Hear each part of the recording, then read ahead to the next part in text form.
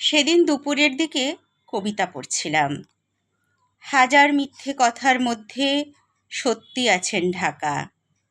কার কবিতা কি বলবো বিকেলবেলা আমি মনে করতে পারছিলাম না কিছুতে। আমার নতুন বন্ধুর নাম বিস্মৃতি।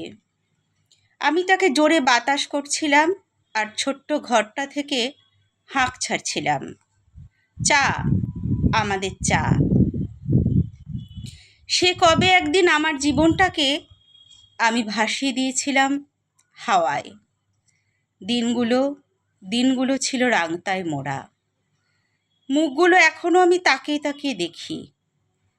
তরুণ নাচের সঙ্গে এখন আড্ডা চলে 1.5 ঘন্টা 2 ঘন্টা। কথার ইশারা, তাল আর মুদ্রার ওপর ঘুমিয়ে পড়ি আমি। সকালে দেখি, বিকেলে দেখি।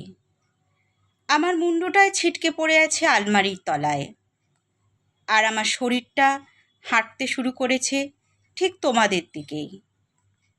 কি একটা বিতিকিচ্ছিরি ব্যাপার।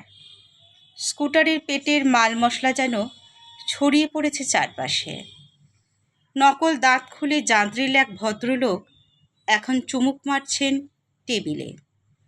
যার পিছে আছেন বারান্দা থেকে তারা এখন মুখ বাড়িয়ে দিয়েছেন সন্ধ্যাবেলায়। আমাদের জীবন সুমন্ত সরু একটা গলির মতো।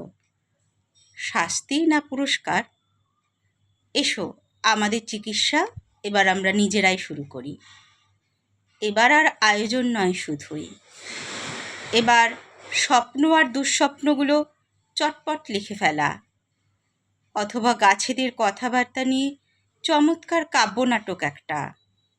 এই তো রাজু এসে গেছে।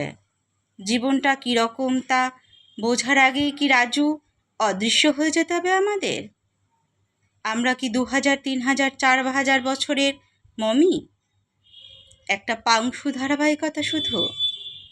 সমাজ নিয়ে আরিপো একার কি লিখেছিলেন আমি ভুলে গেছি।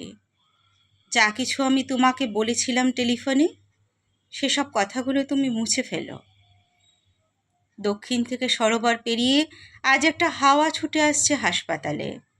পলিথিনের প্যাকেটে এখন ভেসে আছে একটা ফুসফুস। আমরা একদিন নীল রঙের 7টা ঘোড়া দেখতে পাবো। আমাদের ঘুম একদিন খুঁজে পাবে আমাদের বিছানা। আমরা একদিন পিছিয়ে গিয়ে বুদ্ধর সঙ্গে দেখা করে ফিরে আসবো আবার। সেটা হয়তো 2000 সাল। বিচিত্র সব মোটর গাড়ি আর উড়োজাহাজ, বিচিত্র সব রাস্তাঘাট আর ঘরবাড়ি।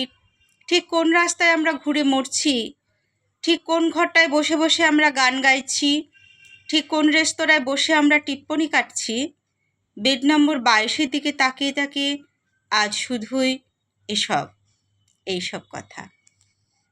শুনলেন কবিতা বৈশাখের ফোয়ারা, কবি ভাস্কর চক্রবর্তীর কবিতা বৈশাখের ফোয়ারা।